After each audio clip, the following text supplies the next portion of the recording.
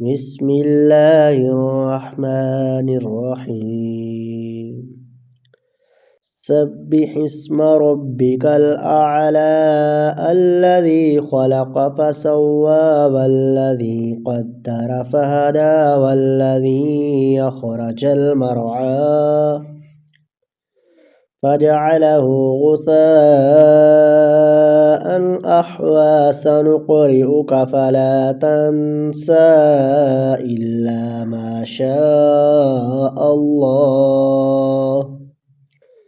إنه يعلم الجهر وما يخفى ونيسرك لليسرى فذكر إن نفعت الذكرى سيذكر من يخشى ويتجنبها الأشقى الذي يصلى النار الكبرى ثم لا يموت فيها ولا يحيا قد أفلح من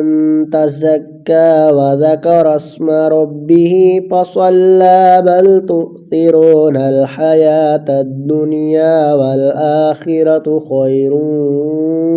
وأبقى إن هذا لفي صحف الأولى صحف إبراهيم